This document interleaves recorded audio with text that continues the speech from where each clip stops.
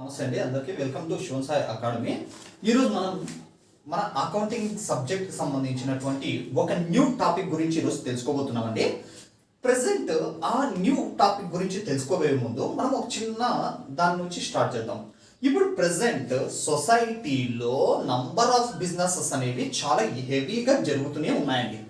ఈ number of businesses అనేవి ఎందుకు జరుగుతున్నాయి అంటే ఈచ్ అండ్ ఎవ్రీ పర్సన్ వాళ్ళకు ఉండేటువంటి డిజైర్స్ని సాటిస్ఫై చేసుకోవడం కోసమే, వాటిని సాటిస్ఫై చేయడం కోసమే వాళ్ళకి కావలసినటువంటి డిఫరెంట్ ప్రోడక్ట్స్ మెటీరియల్ని మార్కెట్లోకి డిస్ట్రిబ్యూట్ చేస్తున్నారు. Some companies at the same time sellers వీళ్ళందరూ అలా మార్కెట్లో డిస్ట్రిబ్యూట్ చేస్తున్నారు.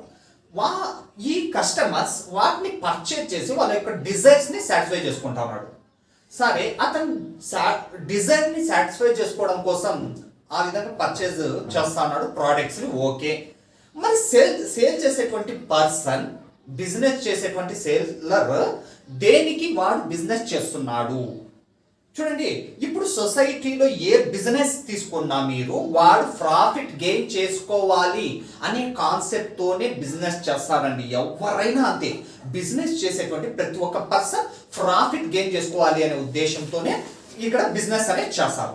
ఈ ప్రాఫిట్ గెయిన్ చేసినప్పుడు ఎలా వాడు ఐడెంటిఫై చేసుకుంటాడు అంటే, ఇప్పుడు మన షాప్లో నంబర్ ఆఫ్ పర్చేజెస్ జరుగుతూ ఉంటాయి, సేలింగ్స్ జరుగుతూ ఉంటాయి, పేమెంట్స్ జరుగుతూ ఉంటాయి, క్యాష్ రిసీవింగ్స్ జరుగుతూ ఉంటాయి, ఎక్స్పెన్సెస్ జరుగుతూ ఉంటాయి, ఇన్కమ్స్ వస్తూ ఉంటాయి, గెయిన్స్ వస్తూ ఉంటాయి, లాసెస్ వస్తూ ఉంటాయి. వీటన్నిటినీ ఎలా వాడి హ్యాండిల్ చేసి ఫైనల్గా నేను ఇంత ప్రాఫిట్ తీసుకున్నాను అని ఫైనలైజ్ చేస్తాడు అనే విషయానికి వచ్చినట్టయితే, ఇక్కడ ఆ ప్రాఫిట్ని గెయిన్ చేయడం కోసమే మనకి అకౌంటింగ్ ప్రొసీజర్ అనేది ఉందండి. ఈ అకౌంటింగ్ ప్రొసీజర్లో మనం ఫస్ట్ ఫాలోఅప్ చేసేది ట్రాన్సాక్షన్స్ అంటే ఏవి అంటే, మన షాప్లో డైలీ మనం పే చేసేటువంటి పేమెంట్స్ కావచ్చు, మనం పే చేసేటువంటి బిల్స్ కావచ్చు, మనం సేల్ చేసే ప్రోడక్ట్స్ కావచ్చు, పర్చేజ్ చేసేటువంటి ప్రోడక్ట్స్ కావచ్చు, వీటన్నిటినీ క్రానలాజికల్ ఆర్డర్లో, అంటే క్రానలాజికల్ ఆర్డర్ అంటే డేట్ వైజ్ అని అర్థం అండి. క్రానలాజికల్ ఆర్డర్ అంటే డేట్ వైజ్ అని అర్థం అనమాట. ఇప్పుడు పర్ మంత్ 1 మంత్కి మనకు 30 డేస్ ఉంటాయి. ఆ 30 డేస్లో ఫస్ట్ డేన మనం ఏ ఎక్స్పెన్సెస్ జరిగినాయి, సెకండ్ డే రెంట్ పే చేసినామా, శాలరీ పే చేసినామా, third day electricity bill pay చేసినామా, లేకపోతే ఫోర్త్ డే పర్చేజెస్ చేసినామా, ఫిఫ్త్ డే సేలింగ్స్ చేసినామా, ఈ విధంగా డేట్ వైజ్ మనం మెన్షన్ చేసుకునేటువంటి కాన్సెప్ట్స్నే ట్రాన్సాక్షన్స్గా మనం ట్రీట్ చేయడం జరుగుతుంది. వీటినే ఇలా డేట్ వైజ్ రాసేటువంటి కాన్సెప్ట్నే క్రానలాజికల్ ఆర్డర్ అంటారండి. క్రానలాజికల్ ఆర్డర్లో రాస్తున్నాం అంటారు. ఇలా డేట్ వైజ్ క్రానలాజికల్ ఆర్డర్లో మనం మెన్షన్ చేసుకున్నటువంటి ట్రాన్సాక్షన్స్కి ఎంట్రీస్ అనేవి మనం రాయాలి. ఈ ఎంట్రీస్ అనేవి రాయడానికి, మెన్షన్ చేయడానికి మనకి 3 అకౌంటింగ్ ప్రిన్సిపల్స్ ఉన్నాయండి. మనకి 3 అకౌంటింగ్ ప్రిన్సిపల్స్ ఉన్నాయి. ఈ 3 అకౌంటింగ్ ప్రిన్సిపల్స్ని ఫస్ట్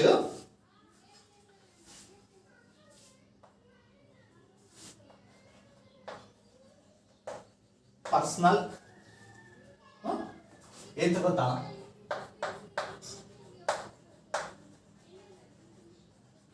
ఇంపర్సనల్ అని ఉన్నాయి.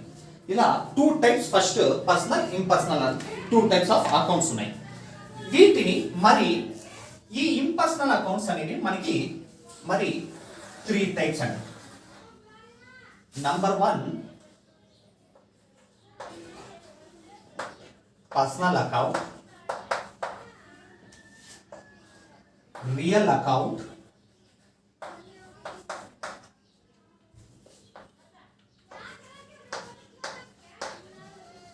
Nominal account. ఇలా మనకి first 2 types of accounts, personal account, impersonal account. మరి ఇంపర్సనల్ అకౌంట్ అనేది మరి 3 టైప్స్ అండి. Personal account, real account, nominal account. ఈ 3 అకౌంటింగ్ ప్రిన్సిపల్స్, వీటిని అకౌంటింగ్ గోల్డెన్ రూల్స్ అని కూడా అంటారండి.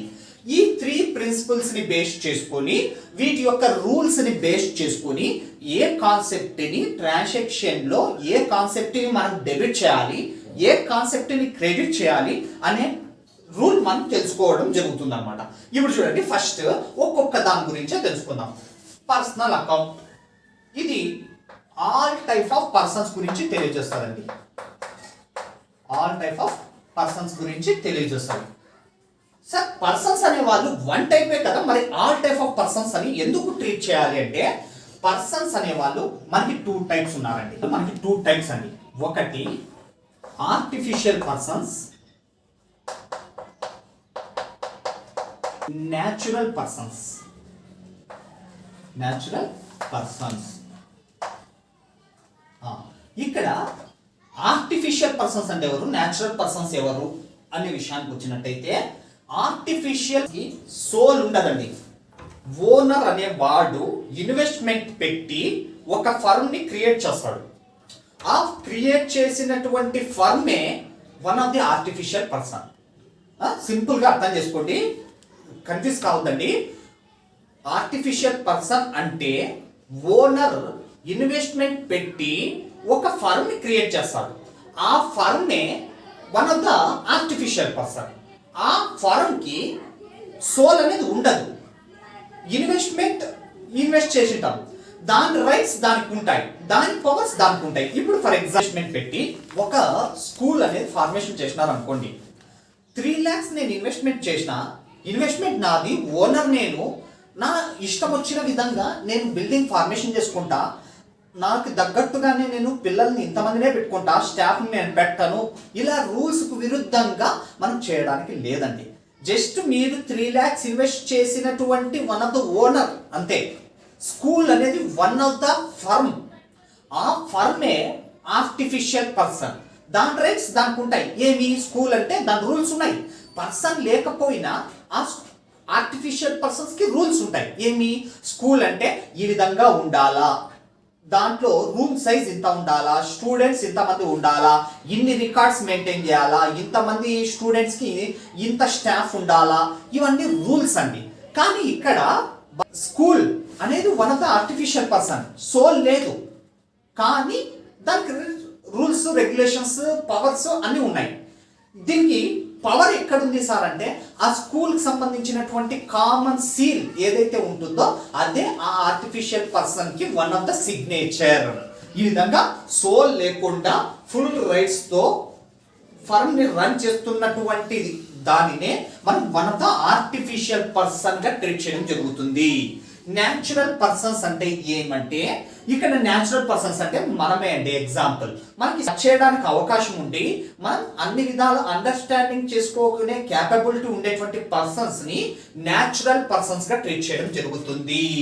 ఈ రకంగా పర్సనల్ అకౌంట్ అనేది ఆల్ టైప్ ఆఫ్ పర్సన్స్ గురించి తెలియజేస్తుందండి. పర్సన్స్ అనే వాళ్ళు 2 types, artificial person, natural persons గా ట్రీట్ చేస్తాం. ఇప్పుడు ఈ ఆర్టిఫిషియల్ పర్సన్స్ ని కానీ న్యాచురల్ పర్సన్స్ ని కానీ ఏ రూల్ బేస్డ్ చేసుకొని వాళ్ళని జర్నల్ ఎంట్రీ ఏ రకంగా రాయాలి అంటే, ఆ రూల్ ఏమి అంటే చూడండి, రూల్ పర్సనల్ అకౌంట్ రూల్ వచ్చేసి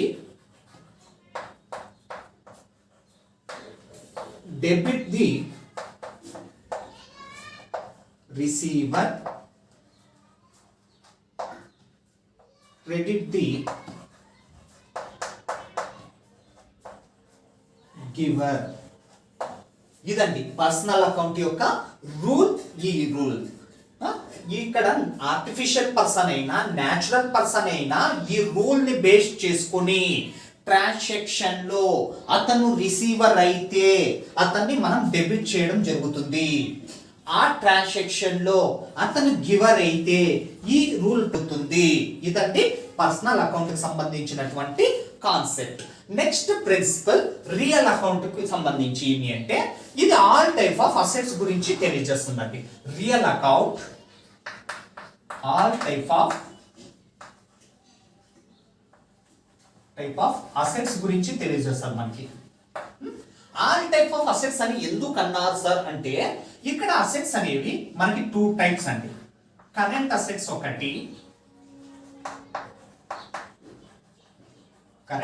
ఒకటి, second one fixed assets.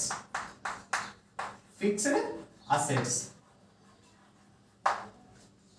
Current assets అంటే ఏవి అనే విషయానికి వచ్చినట్టయితే కాన్స్టెంట్ గా ఎప్పటికీ మన దగ్గరే ఉండకుండా రొటేట్ అవుతూ ఉంటాయి. అలాంటి టైప్ ఆఫ్ అసెట్స్ నే కరెంట్ అసెట్స్ గా ట్రీట్ చేస్తాం. ఫర్ ఎగ్జాంపుల్ మన దగ్గర ఉండేటువంటి క్యాష్ అండి. ఈరోజు మీ దగ్గర ఒక 50,000 రూపీస్ ఆఫ్ క్యాష్ ఉంది. ఆ 50,000 రూపీస్ ఆఫ్ క్యాష్ కంటిన్యూషన్ గా 1 మంత్ కదలకుండా మీ దగ్గరనే ఉంటుందా? ఉండదు. బిజినెస్ పర్పస్ లేకపోతే ఇంట్లో ట్రాన్సాక్షన్స్ పర్పస్ మనం దాన్ని రొటేషన్ చేస్తూనే ఉంటామండి. ఈ రకంగా మన దగ్గర కాన్స్టెంట్ గా ఉండకుండా రొటేట్ అవుతూ ఉంటే అలాంటి టైప్ ఆఫ్ అసెట్స్ ని మనం ఇక్కడ కరెంట్ అసెట్స్ గా ట్రీట్ చేయడం జరుగుతుంది. ఫర్ ఎగ్జాంపుల్ ఒక బైక్ షోరూమ్ మీరు పెట్టినారు, లేదంటే చైర్స్, కార్ట్స్ ఇట్లా ఉండేటువంటి ఫర్నిచర్ షాప్ ఒకటి పెట్టినారు. నేను బైక్ షోరూమ్ నాదే, ఈ ఫర్నిచర్ షాప్ నాదే, ఈ షాప్ లో ఉండేటువంటి స్టాక్ అంతా ఎప్పటికీ నా దగ్గరే ఉండాలా, నేను దీన్ని సేల్ చేయను అంటే అది కుదురుతుందా? కుదరదు. మనం బిజినెస్ పెట్టిండేదే పర్చేస్ సేలింగ్ అనే ప్రాసెస్ ని మూవ్ చేయడానికి. ఇక్కడ ఉండేటువంటి బైక్స్ ఈరోజు 10 బైక్స్ సేల్ కావచ్చు, మరి రిటర్న్ మనం ఇంకా ఒక 20 బైక్స్ కంపెనీ నుంచి మనం ఇంపోర్ట్ చేసుకోవచ్చు. మరి చైర్స్ కానీ కార్డ్స్ కానీ ఇవి కూడా మనం ఈరోజు ఒక 30 చైర్స్ సేల్ చేసేయచ్చు. మరి తిరిగి మనం ఒక 60 or 100 చైర్స్ ని ఇంపోర్ట్ చేసుకోవచ్చు కంపెనీ నుండి. ఈ రకంగా మనకి కంటిన్యూషన్ గా మన దగ్గరే ఉండకుండా రొటేట్ అవుతూ ఉండేటువంటి అసెట్స్ నే మనం కరెంట్ అసెట్స్ గా ట్రీట్ చేయడం జరుగుతుంది. ఫిక్స్డ్ అసెట్స్ అంటే ఏమి అంటే మనకి ఇక్కడ కాన్స్టెంట్ గా ఎప్పటికీ మన దగ్గరే ఉండిపోతుందండి. ఫర్ ఎగ్జాంపుల్ ఇంట్లో మనం టీవీ కొంటాం, ఫ్రిడ్జ్ కొంటాం, ఏసీ కొంటాం, ఏం తర్వాత వాషింగ్ మిషన్ కొంటాం, ఏం తర్వాత మనం ఒక బిల్డింగ్ ని కన్స్ట్రక్షన్ చేయిస్తాం. ఇవి ఫిక్స్డ్ గా మనం ఉన్నంత వరకు, మనకి చాలా అయిపోయేంత వరకు కాన్స్టెంట్ గా మన దగ్గరనే ఉండిపోతాయి. ఈ విధంగా కాన్స్టెంట్ గా ఎప్పటికీ మన దగ్గరే ఉండిపోయేటువంటి అసెట్స్ నే మనం ఫిక్స్డ్ అసెట్స్ గా మనం ట్రీట్ చేయడం జరుగుతుంది. ఇలా మన షాప్ లో ఈ కరెంట్ అసెట్స్ కి సంబంధించిన కాన్సెప్ట్ కానీ ఫిక్స్డ్ అసెట్స్ కి సంబంధించినటువంటి కాన్సెప్ట్స్ ని కానీ ఏవైనా వచ్చినట్టయితే అలాంటి టైప్ ఆఫ్ అసెట్స్ ని మనం జర్నల్ ఎంట్రీలో ఏ ఫార్మేషన్ లో రాయాలి అంటే రియల్ అకౌంట్ కు ఒక రూల్ ఉందండి. ఆ రూల్ ఏమి అంటే rule debit what comes in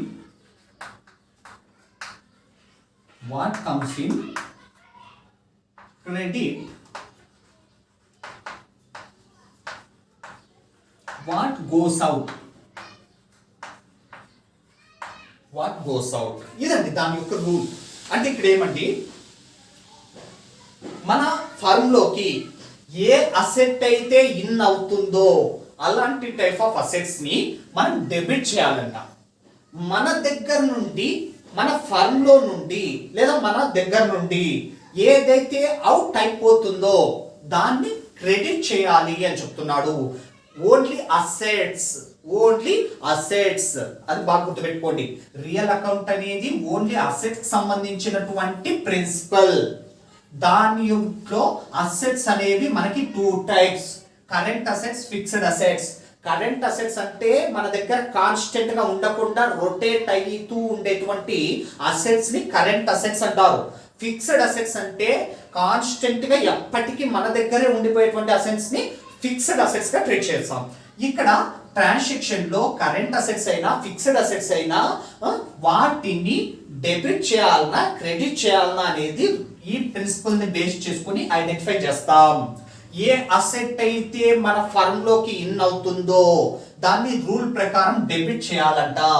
మన దగ్గర నుంచి ఏదైతే అవుట్ అవుతుందో, ఈవెన్ అది కరెంట్ అసెట్ కావచ్చు, ఫిక్స్డ్ అసెట్ కావచ్చు, మన దగ్గర నుంచి అవుట్ అయిందంటే దాన్ని రూల్ ప్రకారం క్రెడిట్ చేయాలి అని చెప్తాడు. రైట్ అండి.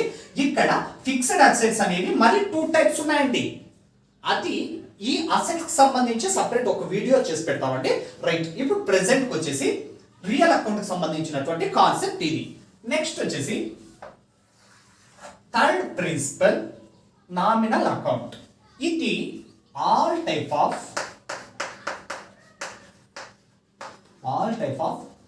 expenses,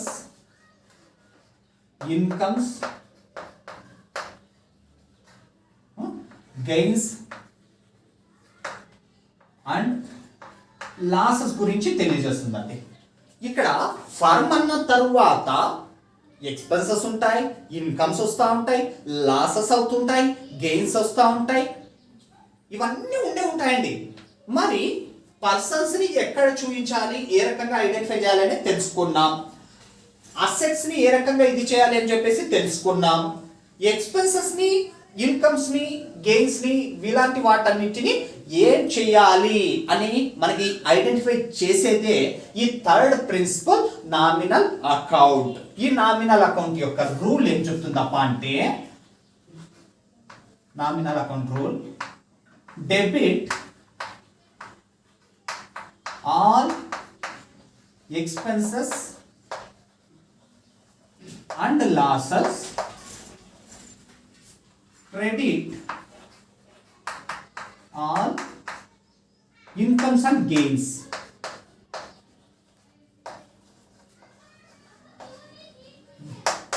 incomes and gains.